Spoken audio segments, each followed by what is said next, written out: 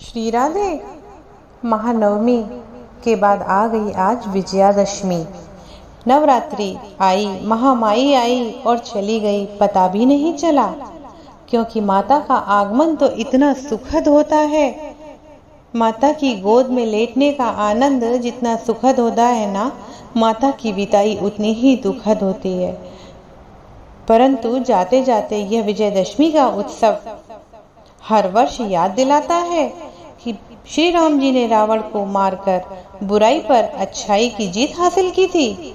विजयदशमी का हमारे शास्त्रों में विशेष महत्व माना जाता है और विजयदशमी पर मां अपराजिता की पूजा का विशेष व्यवधान है। मां अपराजिता की पूजा करने से व्यक्ति तंत्र मंत्र आदि से मुक्त हो जाता है और धन धान्य से परिपूर्ण। बताया जाता है कि यदि हमारे घर में पहले से ही शमी का वृक्ष है तो बहुत अच्छी बात है। यदि नहीं तो दशहरे के दिन अर्थात विजयदशमी के दिन हम शमी का वृक्ष घर में लाते हैं। आप भी इस दिन अपने घर में यदि नहीं है तो शमी का वृक्ष अवश्य लाएं। शास्त्रों में बताया जाता है कि इस दिन शमी के पत्रों में स्वर्ण का वास होता है, अर्थात मां महालक्ष्मी और स्वर्ण के देवता कुबेर और मां अपराजिता तीनों ही इस दिन शमी के वृक्ष में विराजमान होते हैं।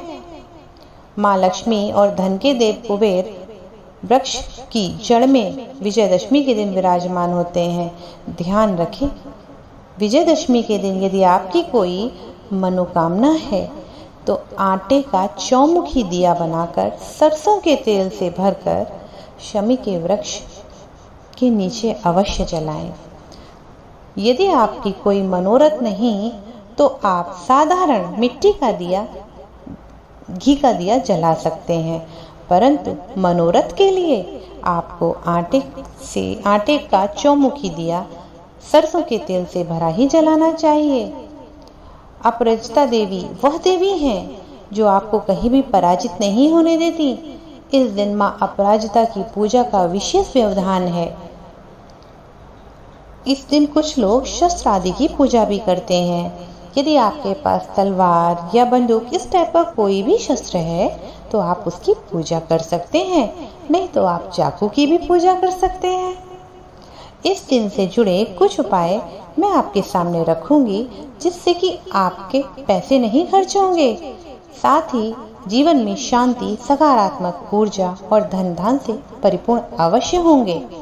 बस आवश्यकता है कि उन उपायों को थोड़ा सा विश्वास और सकारात्मक ऊर्जा के साथ करें। मां अपराजिता का नाम तो आपने सुना ही होगा। इसके विषय में एक कहानी भी प्रचलित है। जब पांडवों को वनवास हुआ था और 1 वर्ष का अज्ञातवास, तब पांडवों को सभी लोग उनके अस्त्र शस्त्र इत्यादि से पहचान लेते थे। तो पांडवों ने अपने शस्त्रों को शमी के वृक्ष पर छुपा दिया। जैसा कि आप और हम जानते हैं कि शमी के वृक्ष की जो पत्तियां होती हैं वो बहुत छोटी छोटी बारीक होती हैं, उनसे वो अस्त्र शस्त्र नहीं छिप पाए। तो 5 पांडवों ने मां अपराजिता का ध्यान किया। मां अपराजिता प्रकट हुई और विश्वास दिलाया कि वह उनके अस्त्र शस्त्रों की 1 वर्ष तक पूर्णतया रक्षा करेंगी।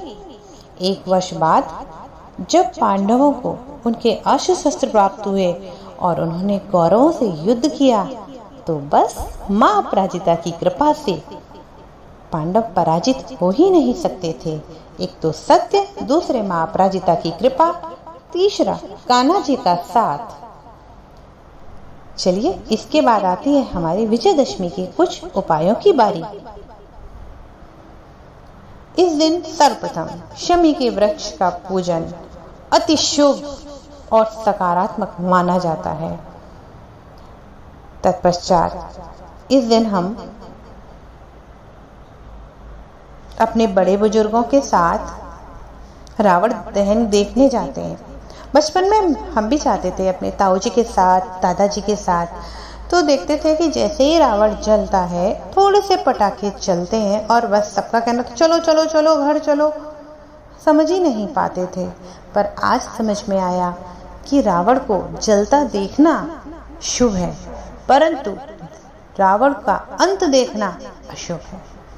वो निगेटिविटी अर्थात नकारात्मकता से परिपूर्ण होता है। इसलिए रावण को देखें जलने दहन, परंतु दहन होने के कुछ ही समय में वापस आ जाए। दूसरा, बचपन में दादाजी से ना जलेबियाँ मंगवाती थी दशहरे के दिन, जो कि हम सब लोग खाते तो थे, पर आज तक उस चीज़ को समझ नहीं पाए। अब जाकर जब पढ़ा अपने शास्त्रों के विषय में, अपने ग्रंथों में, तब जाके ये एहसास हुआ कि क्यों खाते थे। कुछ एक जगह ये मिलता है कि जब राम जी ने रावण का अंत किया, तत्पश्चात राम जी द्वारा ग्रहण करने वाला प्रथम मिष्ठान जलेबी ही था। चलिए पहुंचते हैं अपने एक बार फिर उपायों की ओर। यदि आपके घर में कोई काफ़ी समय से बीमार है तो एक नारियल ले, उसे बीमार व्यक्ति के सर से एंटी क्लॉकवाइज अर्थात उल्टा 11 बार घुमाकर जिस स्थान पर रावण का दहन होता है वहां पर डालकर आ सकते हैं, परंतु ध्यान रहे वापस पीछे मुड़कर नहीं देखना है। इसी प्रकार यदि आपके बच्चों को नज़र इत्यादि वगैरह ज़्यादा लगती है तो विजयदशमी के दिन आप उनके पाँव में काला धागा बांध सकते हैं। इससे आपका बच्चा नज़र इत्यादि से 3 महीने तक बचा रहेगा। साथ ही इस दिन बताया जाता है कि हम यदि धन झाड़ू मंदिर में माँ महालक्ष्मी को दान करके आते हैं, इससे माँ महालक्ष्मी अत्यंत प्रसन्न होती हैं और घर में खरीद कर धनतेरस वाले दिन लाते हैं, दीपावली से 2 दिन पहले। उसी प्रकार विजयदशमी वाले दिन हम मंदिर में राम जी का नाम लेके एक नारियल पीले कपड़े में लपेटकर रख देते हैं। इससे हमारी आर्थिक समस्या दूर होती है। विजयदशमी के दिन पति को विजय तिलक लगाने की भी परंपरा है। इसमें तिलक जिस स्थान पर हम बिंदी लगाते हैं उस स्थान से ऊपर की तरफ थोड़ा सा अपने अंगूठे से खींचकर थोड़ा ऊंचा मस्तक तक लगाते हैं और इससे इस दिन घर की लक्ष्मी अर्थात गृहलक्ष्मी पत्नी और बेटी को भी लक्ष्मी का ही मान दिया जाता है। उनको कुछ पैसे अवश्य दें। साथ ही कुछ कंजकों को भी आप 11-21 रुपए दे सकते हैं। इससे आपकी संपदा के मार्ग खुल जाते हैं। और अत्यंत अद्भुत और अंत में एक सुंदर रोचक बात कि इस दिन नीलकंठ के दर्शन अत्यंत शुभ होते हैं। यदि आपकी छत पर नीलकंठ महाराज आते हैं तो सोने पे सुहागा, अन्यथा आप फोटो में भी दर्शन कर लाभ उठा सकते हैं। और आपने जो माता के नवरात्रि में जो जवारे बोए हैं, उन जवारों को आप चांदी के सिक्के के साथ लाल कपड़े में बांधकर तिजोरी में रखते हैं, उससे भी आपको अत्यंत लाभ की प्राप्ति होती है। तो यह थी हमारी विजयदशमी से जुड़ी जानकारी और कुछ उपाय। यदि आपको हमारी ये जानकारी पसंद आई हो तो हमारे इस चैनल को लाइक सब्सक्राइब करना ना भूलें। श्री राधे।